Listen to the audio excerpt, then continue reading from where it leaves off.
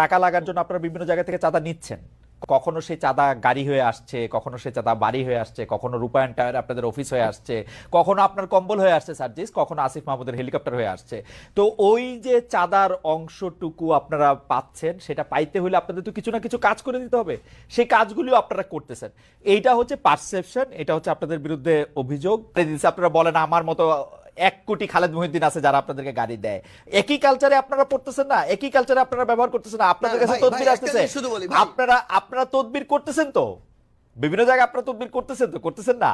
আসতেছে আপনাদের কাছে ভাই শুনেন ভাই, আসতেছে 100টা, হ্যাঁ করতেছি না ভাই। আপনি একটা রেফারেন্স বের করে দেখাবেন যে এই তদবিরটা করছি।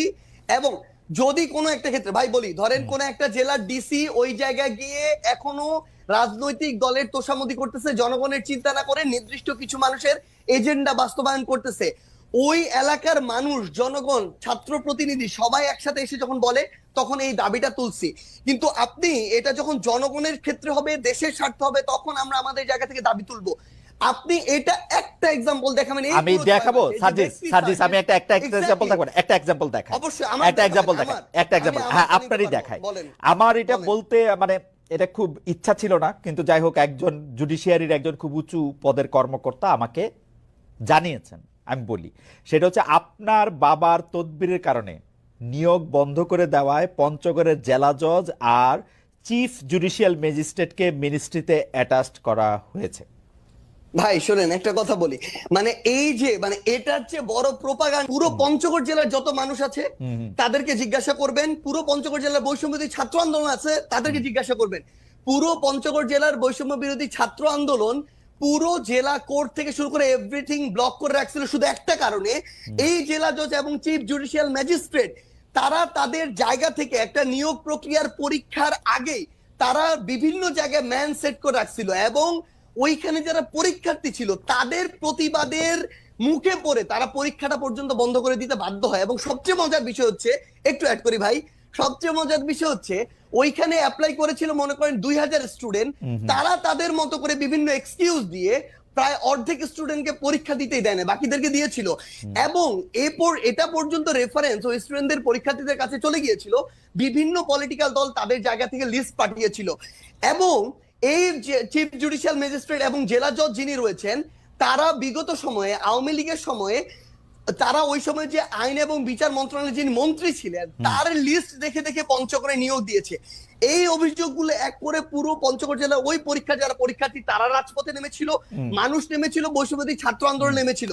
কোন সিঙ্গেল একজন পার্সন যদি এটা বলতে পারে, ভাই আমিও বলতে পারি খালেদ মহিউদ্দিন ভাই বিগত সময়ে এরকম অনেক কঠিন কঠিন টকশো করেছেন, কিন্তু তারপরও আওয়ামী লীগের বিরুদ্ধে কঠোর হন নাই। সাপোজ এটা এরকম আসতেছে, এই জন্য ভাই 100 কোটি টাকা পেয়েছিলেন, এটা আমি বললাম, কিন্তু এটা কোনদিন সত্য হইতে পারে না।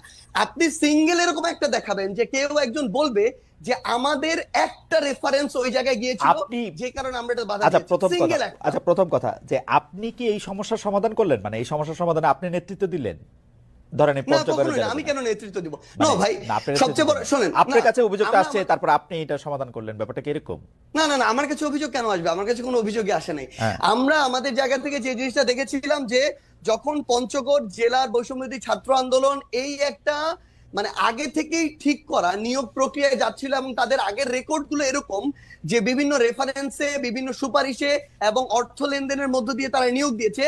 পুরো বৈষম্যবিরোধী ছাত্র আন্দোলন শুধু না, পুরো পঞ্চগড় জেলা জজ কোর্ট জানি, যত অ্যাডভোকেট আছে সবাই জানে যে তারা এগুলোর সাথে জড়িত। ভাই শেষ করি তো, তখন যখন তারা এই আন্দোলনে নামে, সেই জায়গার জেলা প্রশাসক থেকে শুরু করে জেলা পুলিশ সুপার এবং অন্যান্য যারা, ইভেন আইন এবং বিচার মন্ত্রণালয়ের যারা যিনি দায়িত্বে রয়েছেন সচিব হিসেবে বা অন্যান্য হিসেবে, তারা তাদের জায়গা থেকে এই বিষয়টি শুধু আমাকে বলেছিল যে এইটুকু যেন দেখা যায় যে স্টুডেন্টরা যেন ওখানে ভাঙচুর না করে বিচারিক প্রাঙ্গণে। সেই জায়গাটিতে আমরা আমাদের জায়গা থেকে বৈষম্যবিরোধী ছাত্র আন্দোলনকে বলেছিলাম তারা তাদের যৌক্তিক আন্দোলন চালিয়ে থাক, কিন্তু তারা যেন কোনো ভাঙচুর প্রক্রিয়া না যায়, এইটুকু।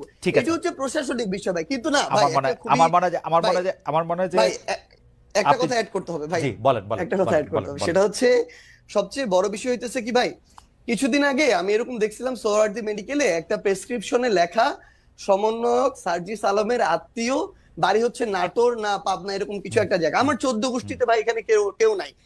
এখন অল্প কিছু নাম যেহেতু সবাই জানে, এই নামগুলোকে বিভিন্নভাবে ব্যবহার করা হয়।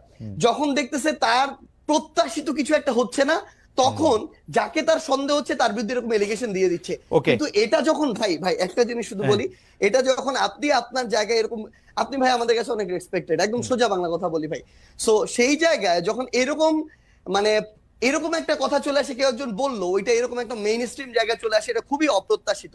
আর আপনাকে যদি অফিসের কথা এবং এই কথাটা বলি ভাই, আমি আমার জেলায় এ পর্যন্ত 8,000 কম্বল দিয়েছি ভাই। এই টাকাটা কোনো চাঁদার টাকা না। এই 8,000 কম্বল আমি যদি ওই মানুষগুলোর সাথে যোগাযোগ করে না নিতাম, ওই মানুষগুলো অন্য কাউকে দিত। বাংলাদেশে এরকম অন্তত কয়েক হাজার মানুষ আছে যারা প্রত্যেক বছর 10-20 হাজার কম্বল বিভিন্ন জায়গায় দেয়। আমি এর মধ্যে মনে করেন 10 জন মানুষের খোঁজ পেয়েছি বা খুঁজে বের করেছি। আমি হ্যাঁ ওটাতে যাচ্ছি ভাই। আমি তাদেরকে বলেছি যে ভাই আমার পঞ্চগড়ে প্রচন্ড শীত, আপনি যদি আমাকেও 1,000 দিতেন, আমি আমার মাধ্যমে বিতরণ করতাম, তাহলে ভালো হতো। তারা দিয়েছেন, এইটুকুই কম্বলের বিষয়। 2 নম্বরে আসেন ভাই রূপায়ণ টাওয়ারের বিষয়। ভাই একদম স্পষ্ট কথা বলি, বাংলাদেশের রাজনীতি করতে বিগত রাজনৈতিক দলগুলো যেই লেভেলের টাকা খরচ করার কালচার তৈরি করেছে, একদম মানে কালো টাকা দিয়ে, সেটা যদি কন্টিনিউ হয় আমাদের দ্বারা বাংলাদেশের রাজনীতি করা সম্ভব না, একদম ক্লিয়ারলি বলে দিলাম। আমরা আমাদের জায়গা থেকে ভাই একটা ফাউন্ডেশন করার প্রসেস অলমোস্ট শেষের দিকে। এই ফাউন্ডেশনে ওপেন ফান্ডিং হবে দেশের এবং দেশের বাইরের। আমরা আমাদের জায়গা থেকে আমাদের ম্যানিফেস্টো তুলে ধরবো পুরো পৃথিবীর মানুষের সামনে। আমরা যদি আমাদের রাইট ট্র্যাকে থাকি তারা ফান্ডিং করবে, যদি না থাকি তারা ফান্ডিং করবে না। এবং আপনি যে এই গাড়িটার কথা বলছেন ভাই, আমি আপনাকে বলি, আপনি যদি দেশে থাকতেন না, আপনি এতদিনে আমার অন্তত 5 দিন কল পাইতেন যে ভাই মহিউদ্দিন ভাই আপনার তো হচ্ছে 2টা গাড়ি আছে, আমাকে একটা গাড়ি একটু 3 দিনের জন্য দেন বা 1 দিনের জন্য দেন, ড্রাইভার এবং গাড়ি আপনার, তেলটা আমি দিব ভাই। আমি ভাই লিখে দিতে পারি, আপনি খালেদ মহিউদ্দিন ভাই আপনার 2টা গাড়ির মধ্যে একটা গাড়ি একদিনের জন্য আমাকে দিতেন। এরকম আমাদের বাংলাদেশে এই অভ্যুত্থান পরবর্তী সময় হাজার হাজার মানুষ আছে ভাই, যে 16 বছর পরে একটু হাত ছেড়ে নিঃশ্বাস নিচ্ছে। এই মানুষগুলোর ওই সামর্থ্যটুকু আছে। এই মানুষগুলো এখন লক্ষ লক্ষ কোটি কোটি টাকা তাদের উপরে যে চাঁদা এভাবে চাপিয়ে দেওয়া হতো, সেটা থেকে তারা এখন মুক্ত। ভাই আমরা না রিকোয়েস্ট করি ভাই এভাবে ওপেনলি ভাই, একদিনের জন্য ফোন দিয়ে রিকোয়েস্ট করি, আমরা আপনাদের যারা এখানে আছেন নিশাদ ভাই থেকে শুরু করে আমরা তাদেরকেও করবো ভাই, যদি দেন ভালো হবে, না হলে ভাই আমরা আরেকজনের কাছে বলবো যেই দেয় ভাই। আজকে কেউ দেয় নাই ভাই, ক্লিয়ারলি বলে আজকে কেউ দেয় নাই, হেঁটে চলছে, রিকশায় চলছে ভাই, এভাবেই আমাদের লাইফ চলছে।